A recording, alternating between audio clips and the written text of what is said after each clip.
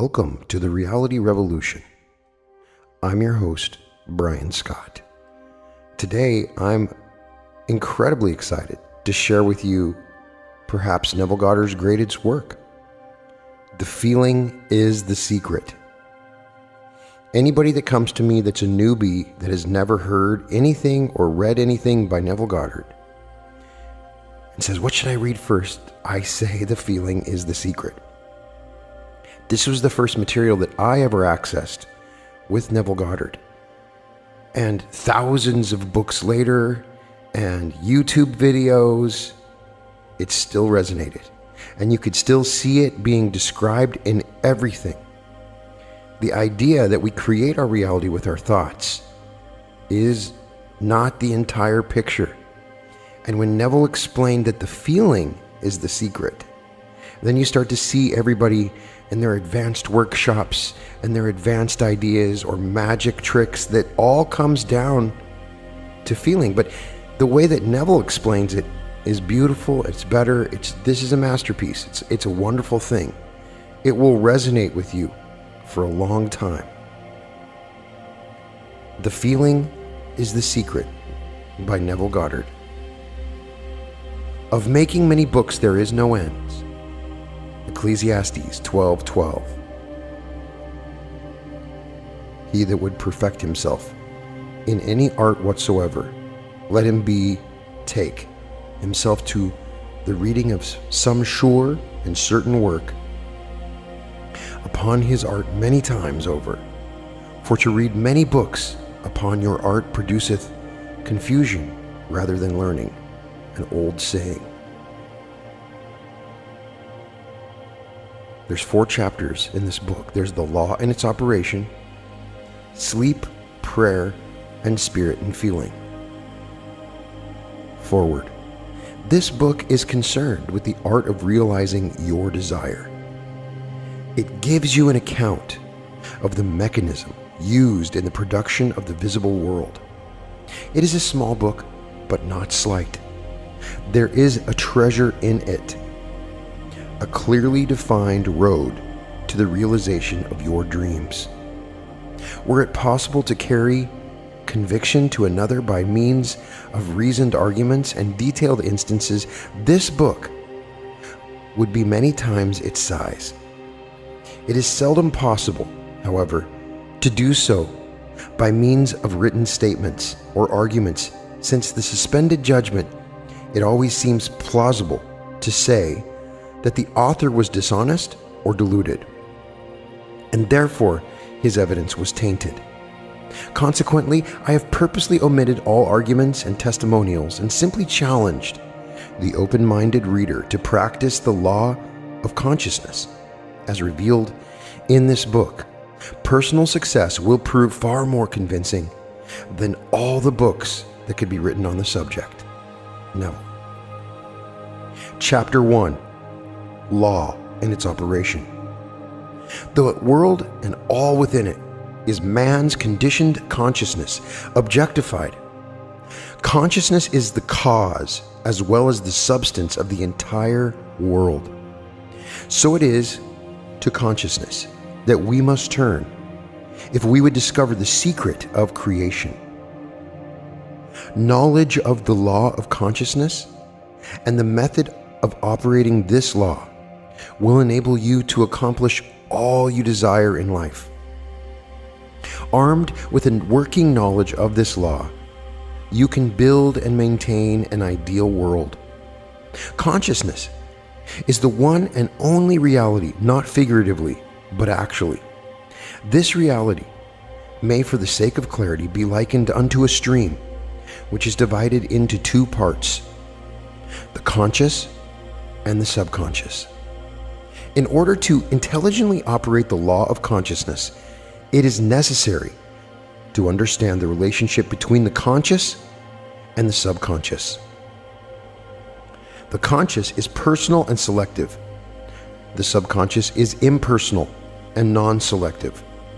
The conscious is the realm of the effect. The subconscious is the realm of cause.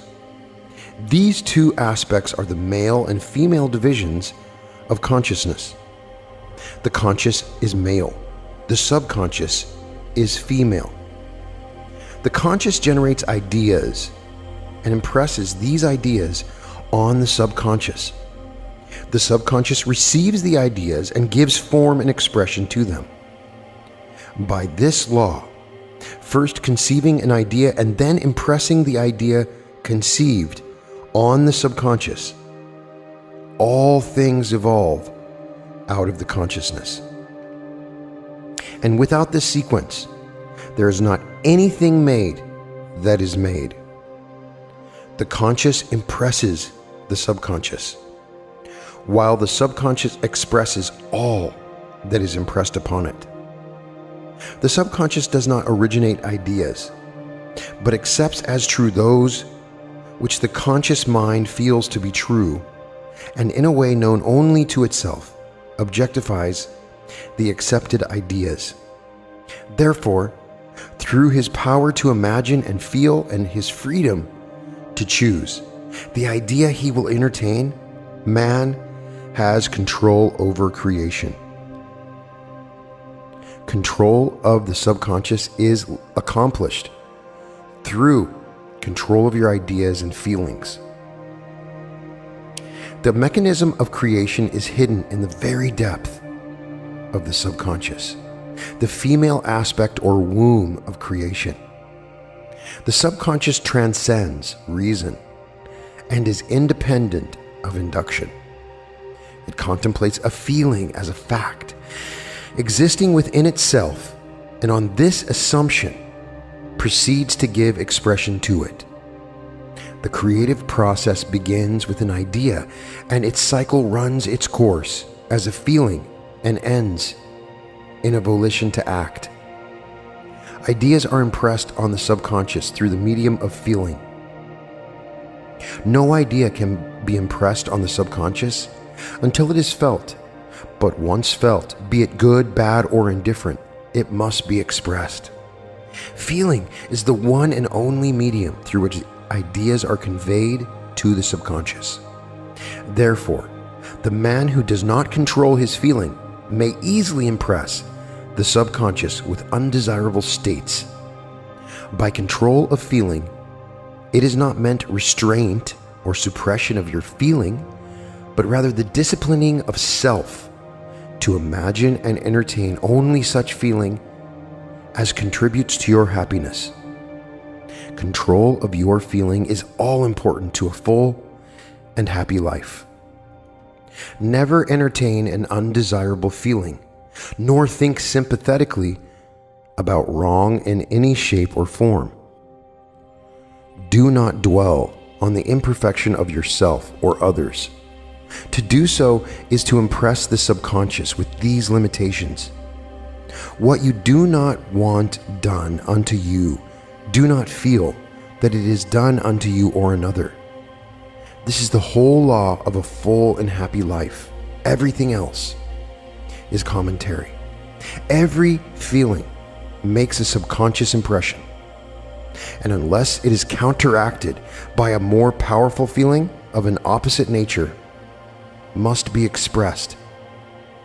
The dominant of two feelings is the expressed. I am healthy is a stronger feeling than I will be healthy. To feel I will be is to confess I am not. I am is stronger than I am not. What you feel, you are always dominates what you feel you would like to be. Therefore, to be realized, the wish must be felt as a state that is rather than a state that is not. Sensation precedes manifestation and is the foundation upon which all manifestation rests.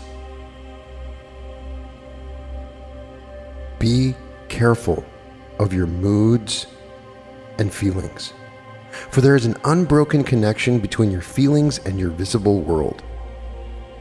Your body is an emotional filter and bears the unmistakable marks of your prevalent emotions.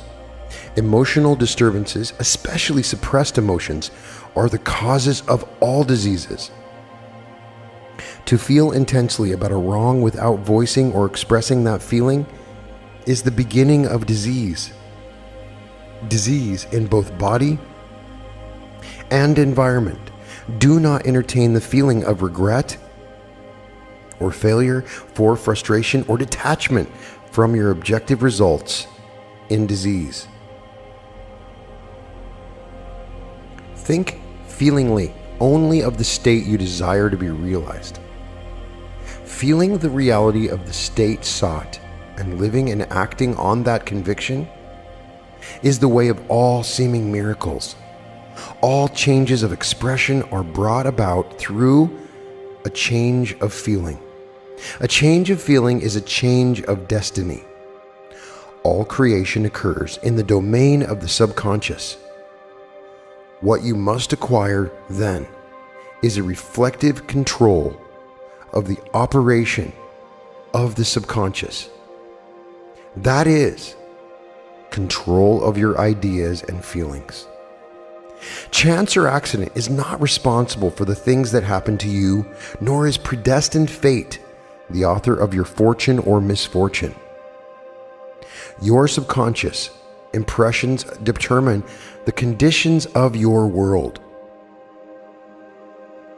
The subconscious is not selective. It is impersonal and no respecter of persons. Acts 10:34 and Romans 2:11. The subconscious is not concerned with the truth or falsity of your feeling. It always accepts as true that which you feel to be true. Feeling is the assent of the subconscious to the truth of that which is declared to be true. Because of this quality of the subconscious, there is nothing impossible to man. Whatever the mind of man can conceive and feel is true, the subconscious can and must objectify. Your feelings create the pattern from which your world is fashioned. And a change of feeling is a change of pattern. The subconscious never fails to express that which has been impressed upon it. The moment it receives an impression, it begins to work out the ways of its expression. It accepts the feeling impressed upon it, your feeling, as a fact existing within itself, and immediately sets about to produce in the outer or objective world the exact likeness of that feeling. The subconscious never alters the accepted beliefs of man. It outpictures them to the last detail, whether or not they are beneficial. To impress the subconscious with the desirable state, you must assume the feeling that would be yours had you already realized your wish. In defining your objective, you must be concerned only with the objective itself. The manner of expression or the difficulties involved are not to be considered by you. To think feelingly on any state impresses it on the subconscious. Therefore, if you dwell on difficulties, barriers, or delay, the subconscious, by its very non-selective nature, accepts the feeling of difficulties and obstacles as your request and proceeds to produce them in your outer world. The subconscious is the womb of creation. It receives the idea unto itself through the feelings of man. It never changes the idea received, but always gives it form. Hence, the subconscious outpictures the idea in the image and likeness of the feeling received. To feel a state as hopeless or impossible is to impress the subconscious with the idea of failure. Although the subconscious faithfully serves man, it must not be inferred that the relation is that of a servant to a master, as was anciently conceived.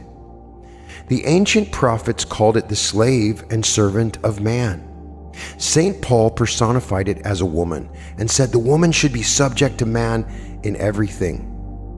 Ephesians 5:24. Also, Corinthians 14:34, Ephesians 5:22, Colossians 3:18, and Peter 3:1. The subconscious does serve man and faithfully gives form to his feelings. However, the subconscious has a distinct distaste for compulsion and responds to persuasion rather than to command. Consequently, it resembles the beloved wife more than the servant. The husband is head of the wife, may not be true of man and woman in their earthly relationship, but it is true of the conscious and the subconscious, or the male and female aspects of consciousness. The mystery to which Paul referred when he wrote, "This is a great mystery. He that loveth his wife loveth himself, and they two shall be one flesh," is simply the mystery of consciousness. Consciousness is really one and undivided. For creation's sake, it appears to be divided into two. The conscious, objective, or male aspect truly is the head and dominates the subconscious, subjective, or female aspect. However, this leadership is not that of the tyrant, but that of the lover. So by assuming the feeling that would be yours, were you already in possession of your objective, the subconscious is moved to build the exact likeness of your assumption. Your desires are not subconsciously accepted until you assume the feeling of their reality.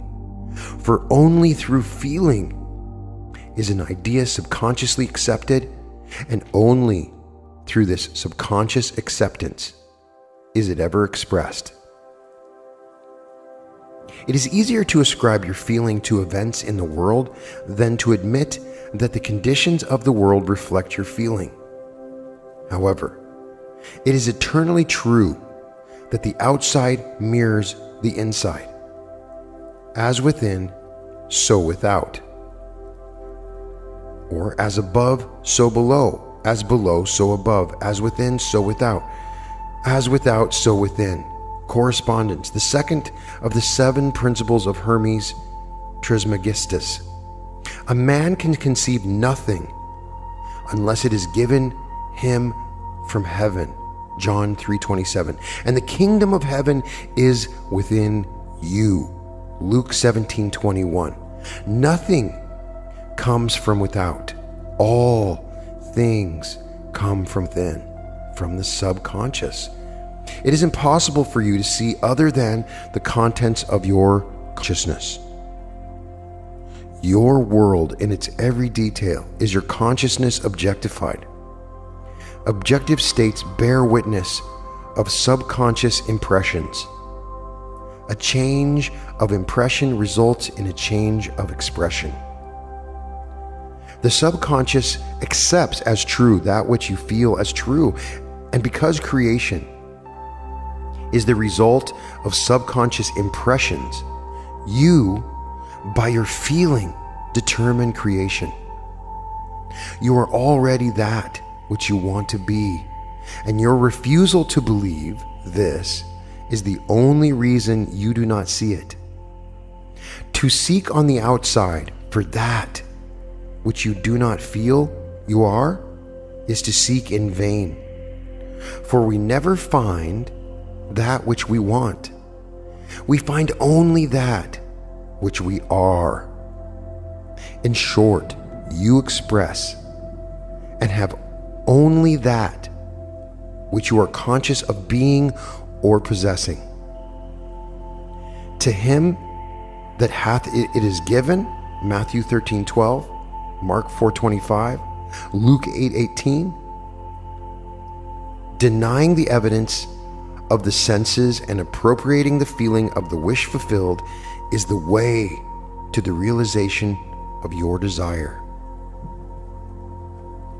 Mastery of self-control of your thoughts and feelings is your highest achievement. However, until perfect self-control is attained, so that in spite of appearances, you feel all that you want to feel, use sleep and prayer to aid you in realizing your desired states.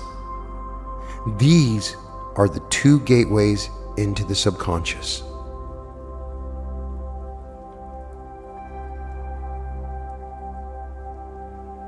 Chapter 2. Sleep. Sleep, the life that occupies 1/3 of our stay on Earth, is the natural door into the subconscious. So it is with sleep that we are now concerned.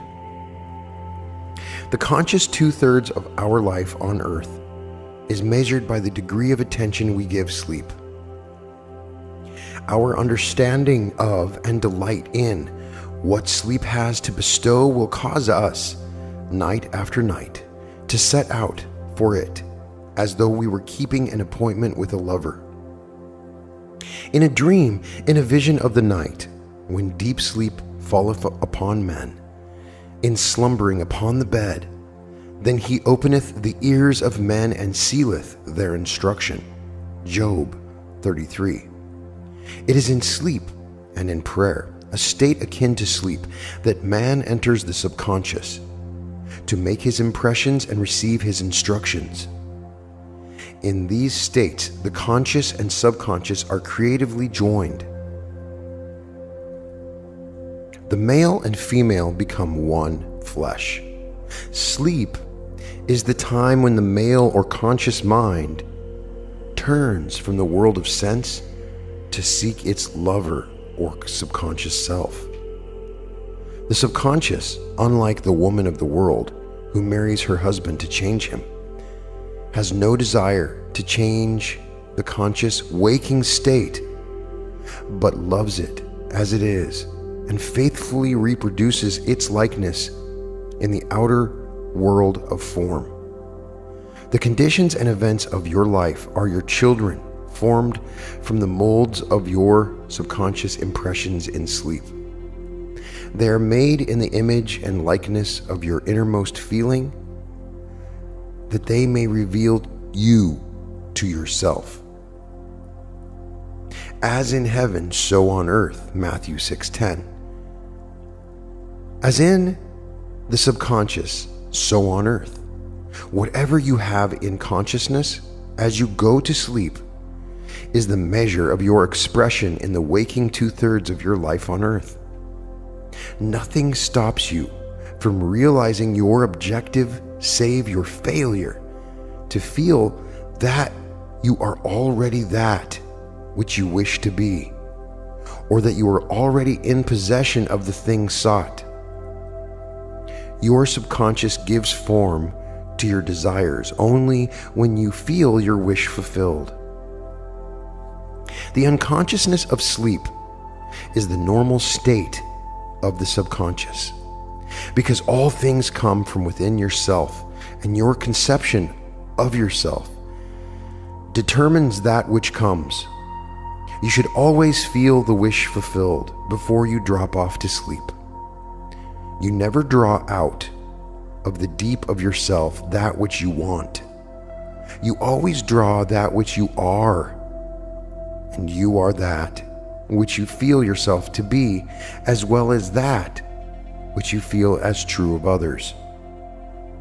To be realized, then, the wish must be resolved into the feeling of being or having or witnessing the state sought. This is accomplished by assuming the feeling of the wish fulfilled. The feeling which comes in response to the question, how would I feel were my wish realized, is the feeling which should monopolize and immobilize your attention as you relax into sleep. You must be in the consciousness of being or having that which you want to be or to have before you drop off to sleep.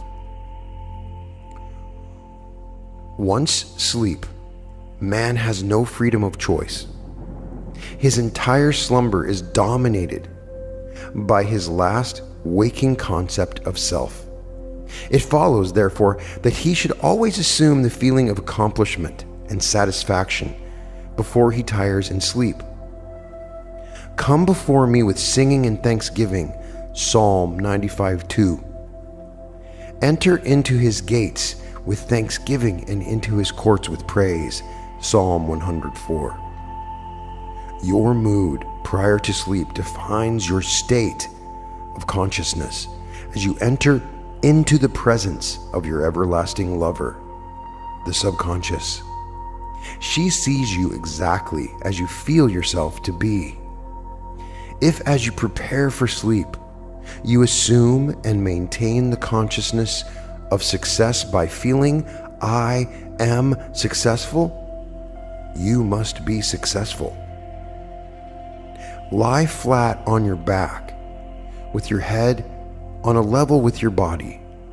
Feel as you would were you in possession of your wish and quietly relax into unconsciousness.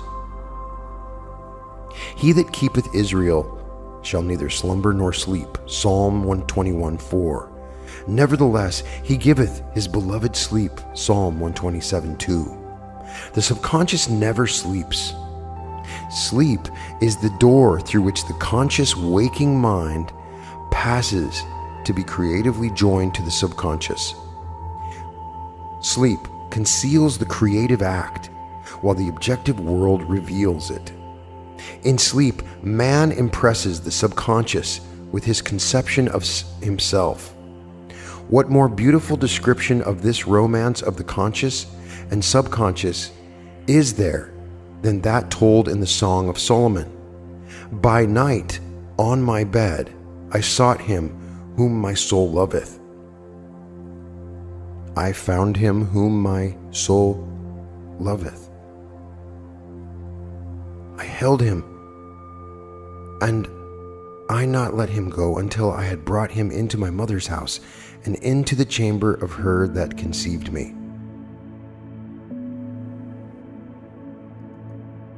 Preparing to sleep, you feel yourself into the state of the answered wish, and then relax into unconsciousness. Your realized wish is he whom you seek. By night, on your bed, you seek the feeling of the wish fulfilled, that you may take it with you into the chamber of her that conceived you, into sleep, or the subconscious which gave you form, that this wish also may be given expression. This is the way to discover and conduct your wishes into the subconscious. Feel yourself in the state of the realized wish and quietly drop off to sleep. Night after night, you should assume the feeling of being, having, and witnessing that which you seek to be, possess, and see manifested. Never go to sleep feeling discouraged or dissatisfied. Never sleep in the consciousness of failure. Your subconscious, whose natural state is sleep, sees you as you believe yourself to be. And whether it be good, bad, or indifferent, the subconscious will faithfully embody your belief.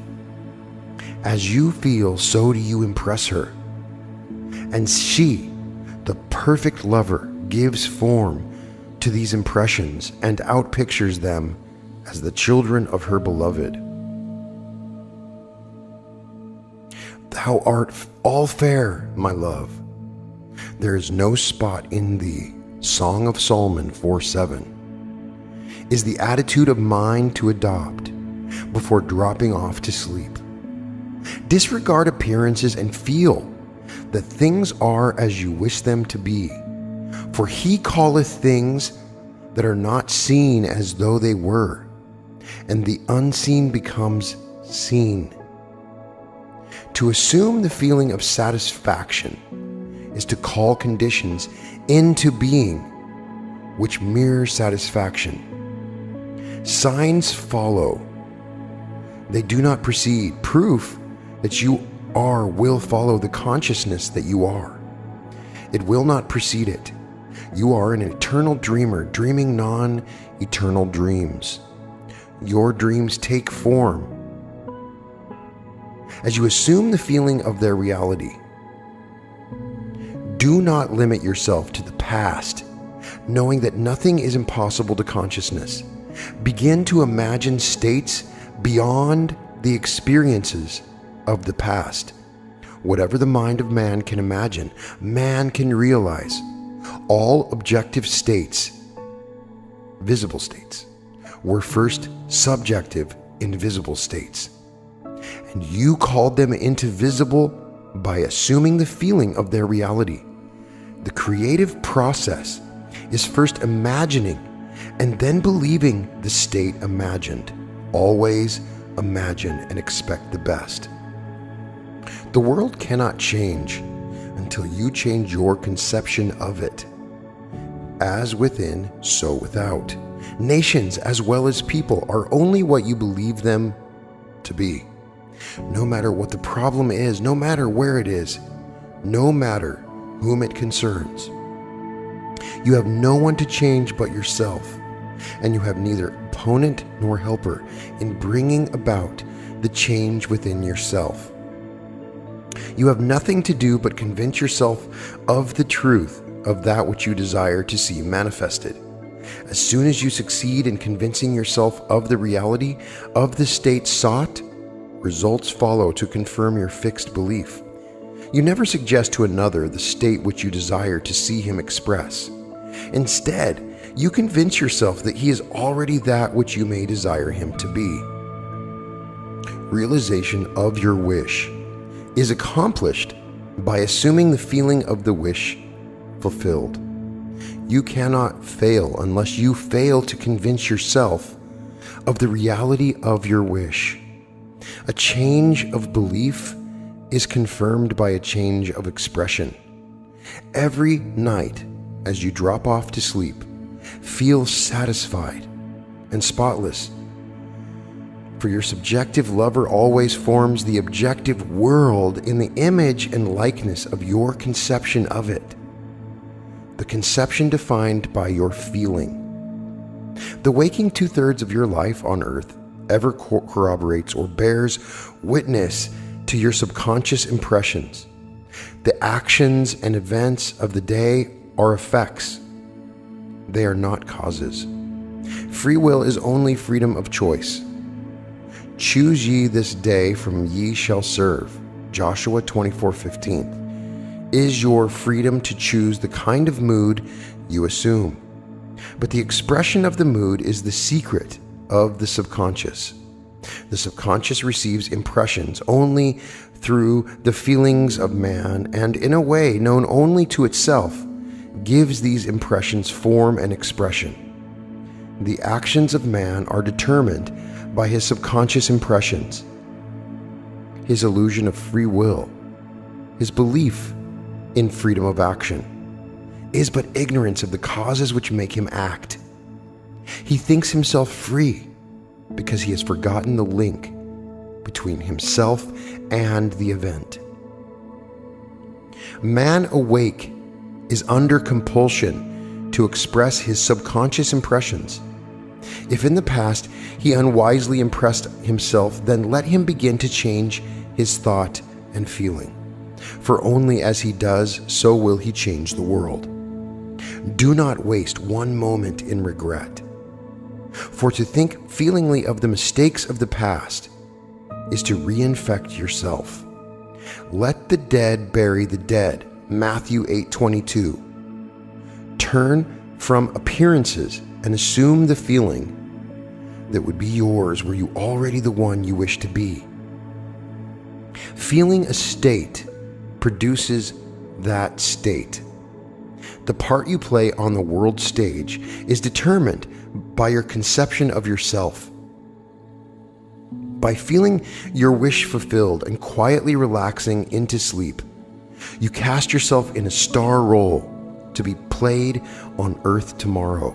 And while asleep, you are rehearsed and instructed in your part. The acceptance of the end automatically wills the means of realization. Make no mistake about this. If, as you prepare for sleep, you do not consciously feel yourself into the state of the answered wish, then you will take with you into the chamber of her who conceived you the sum total of the reactions and feelings of the waking day. And while asleep, you will be instructed in the manner in which they will be expressed tomorrow. You will rise, believing that you are a free agent, not realizing that every action and event of the day is predetermined by your concept of self as you fell asleep. Your only freedom, then, is your freedom of reaction. You are free to choose how you feel and react to the day's drama, but the drama, the actions, events, and circumstances of the day have already been determined. Unless you consciously and purposely define the attitude of mind with which you go to sleep, you unconsciously go to sleep in the composite attitude of mind made up of all feelings and reactions of the day. Every reaction makes a subconscious impression, and unless counteracted by an opposite and more dominant feeling, is the cause of future action. Ideas enveloped in feeling are creative actions. Use your divine right wisely. Through your ability to think and feel, you have dominion over all creation. While you are awake, you are a gardener selecting seed for your garden. But except a corn of wheat fall into the ground and die, it abideth alone. But if it die, it bringeth forth much fruit. John 12:24. Your conception of yourself as you fall asleep is the seed you drop into the ground of the subconscious. Dropping off to sleep feeling satisfied and happy compels conditions and events to appear in your world which confirm these attitudes of mind. Sleep is the door into heaven. What you take in as a feeling, you bring out as a condition, action, or object in space. So sleep in the feeling of the wish fulfilled, as in consciousness, so on earth.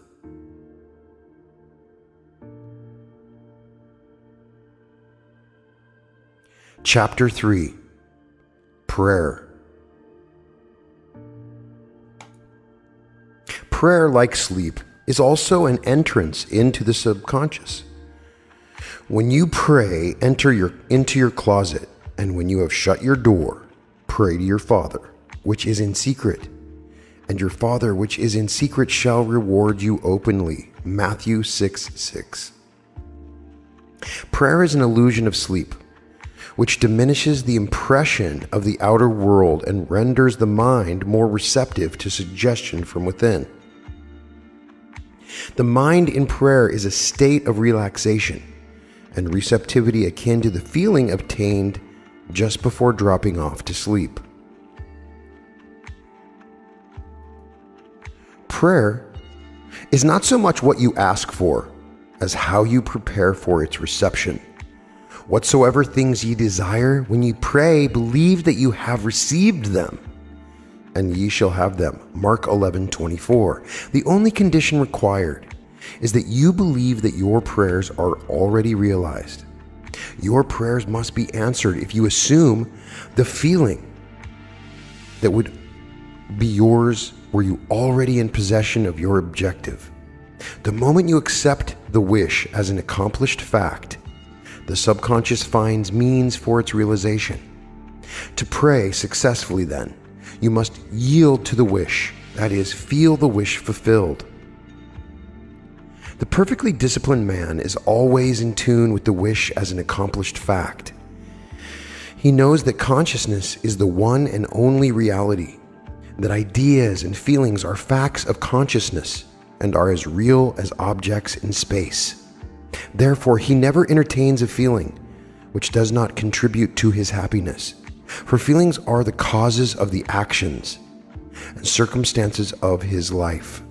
On the other hand, the undisciplined man finds it difficult to believe that which is denied by the senses and usually accepts or rejects solely on appearances of the senses. Because of this tendency to rely on the evidence of the senses, it is necessary to shut them out before starting to pray, before attempting to feel that which they deny. Whenever you are in the state of mind, I should like to, but I cannot, the harder you try, the less you're able to yield to the wish. You never attract that which you want, but always attract that which you are conscious of being. Prayer is the art of assuming the feeling of being and having that which you want.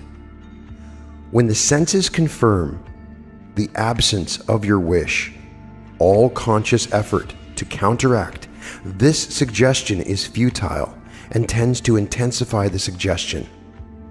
Prayer is the art of yielding to the wish, and not the forcing of the wish. Whenever your feeling is in conflict with your wish, feeling will be the victor.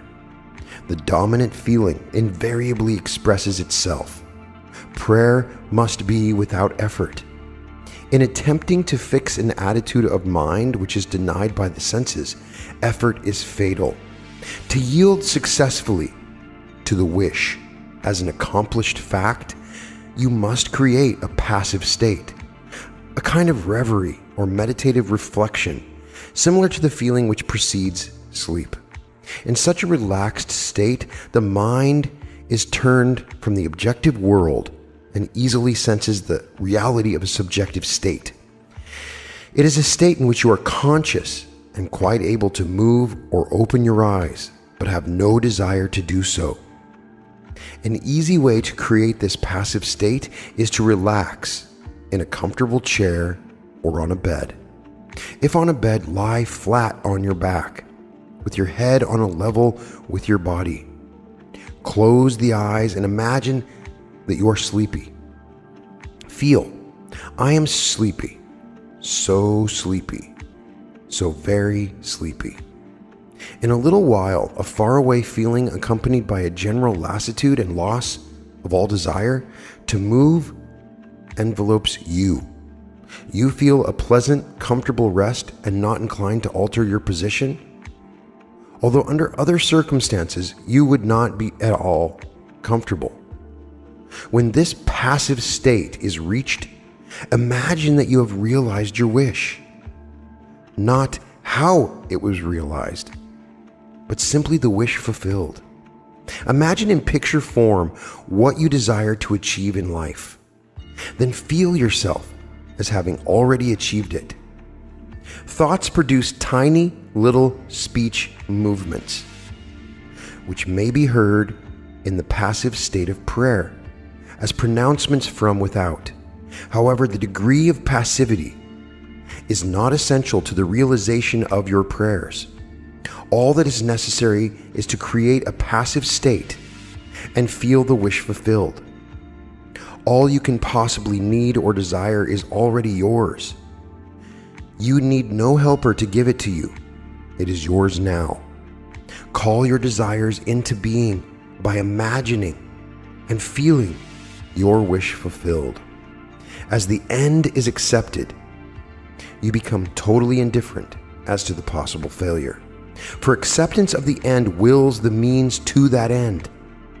When you emerge from the moment of prayer, it is as though you were shown the happy and successful end of a play, although you were not shown how the end was achieved. However, having witnessed the end, regardless of any anticlimactic sequence, you remain calm and secure in the knowledge that the end has been perfectly defined. Chapter 4.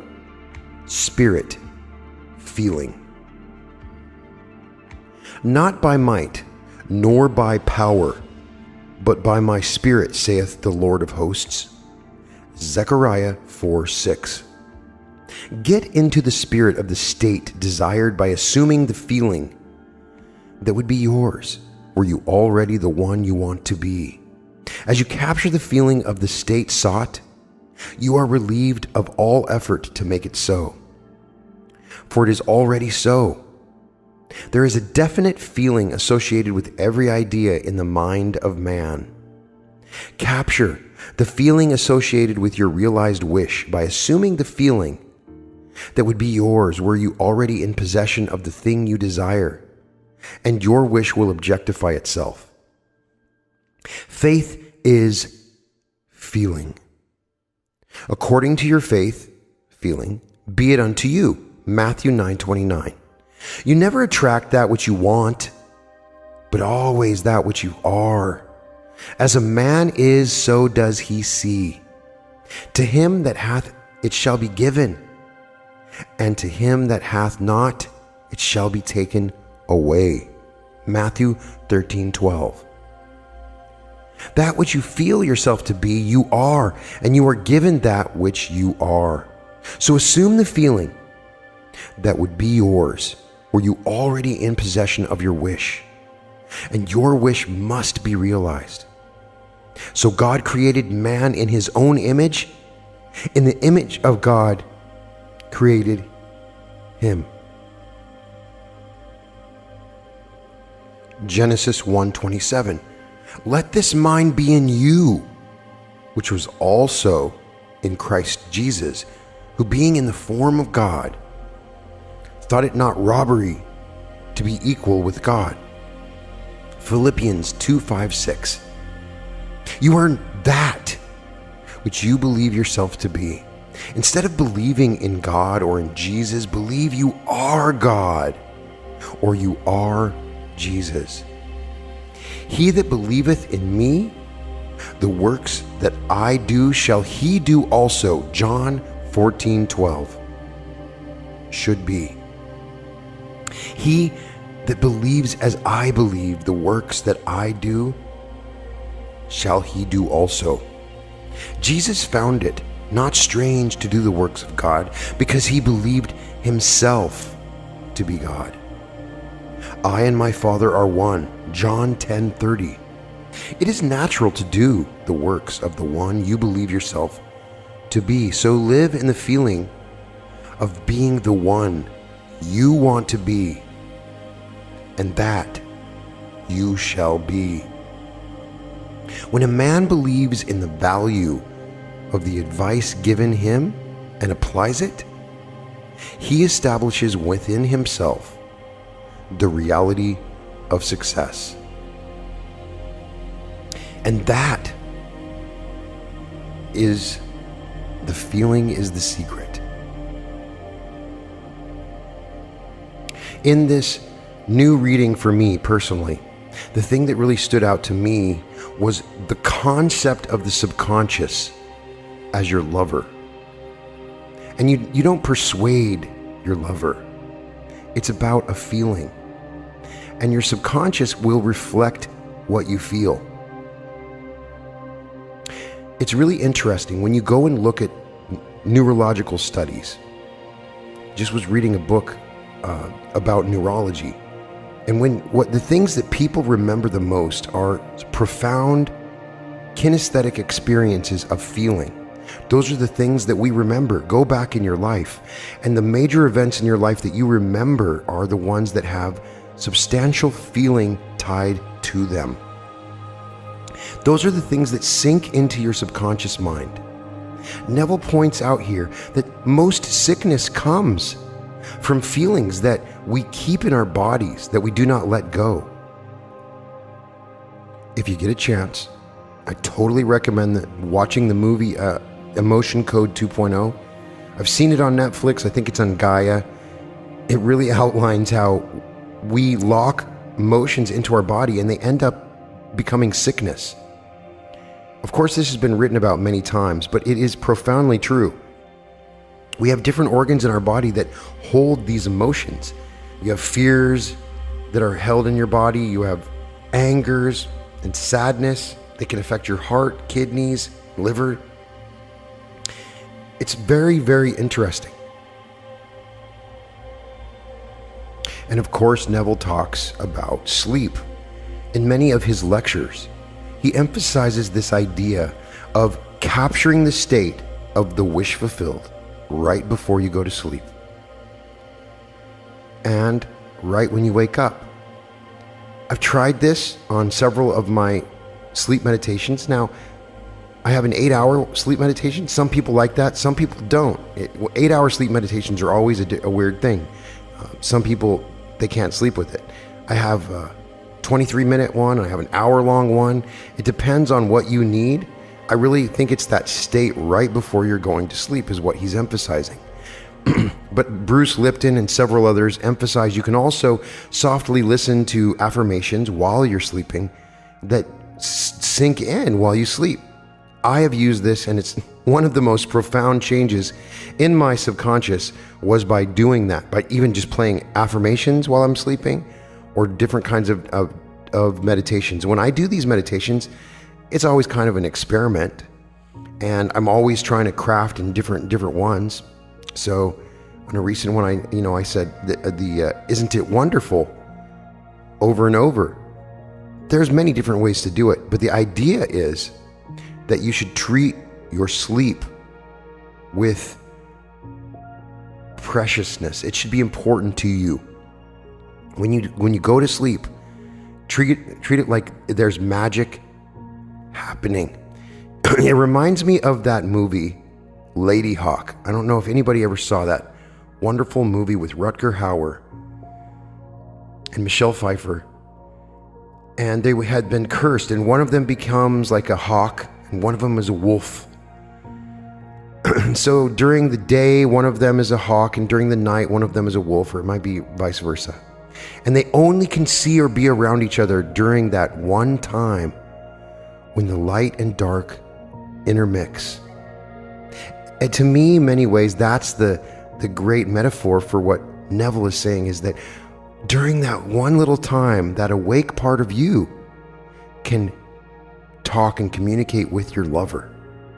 As your brain waves go into theta, you are there and your lover is there. That's when you want to share the feeling. As he's saying, when you're communicating with the subconscious, you don't command it. You don't tell it what to do. Those are just words. And the subconscious doesn't care about words. It says, "What would you like to feel, my love?"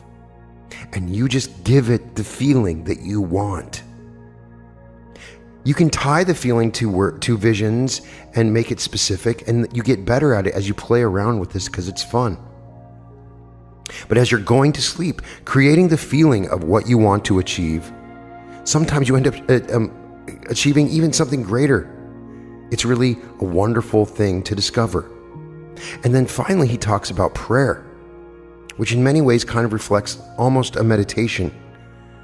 But the idea of prayer that Neville talks about is a game changer, because a lot of my friends out there, my friends that are deeply Christian that pray, get on their knees, put their hands together.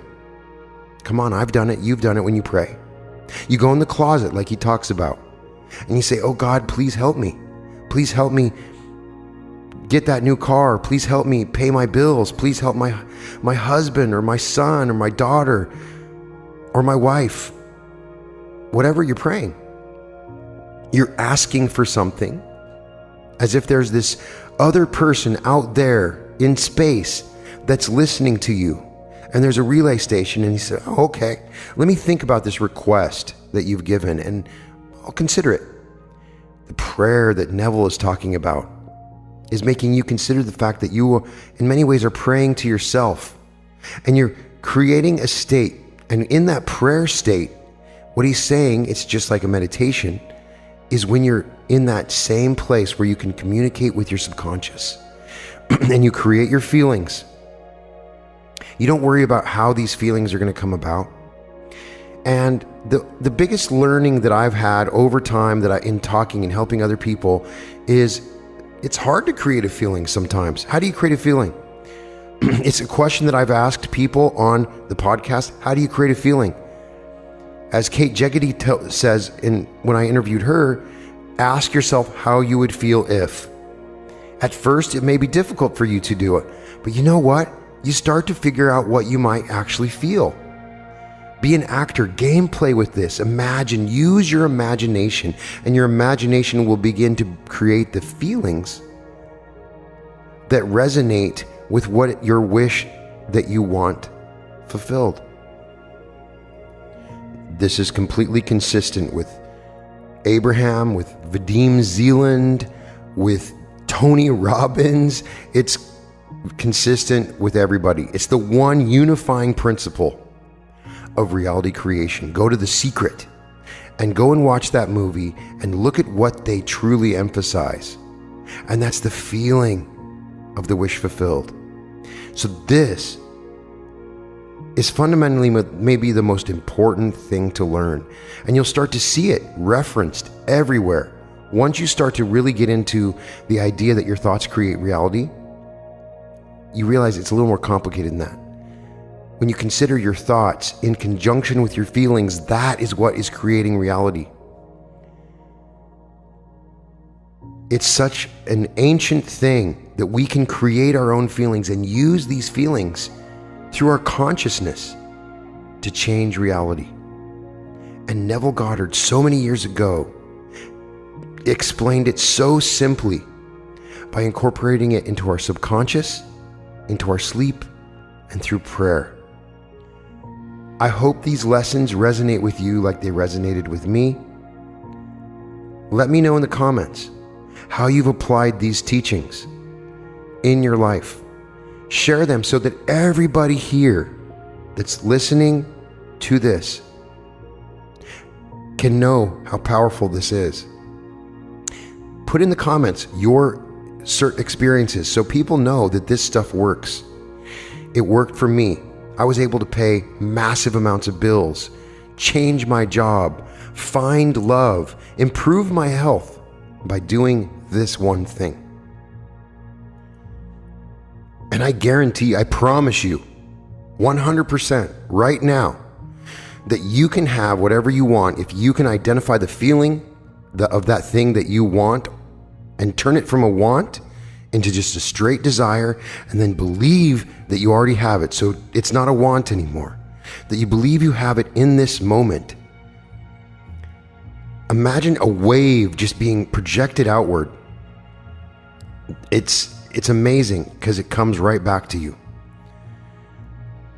So please put in the comments your experiences with this teaching. And please like this video. If you haven't subscribed to this video, all of this stuff, everybody needs to hear this message. It's such a simple message, but people don't realize it. We're locked in these infinite feedback loops of feeling.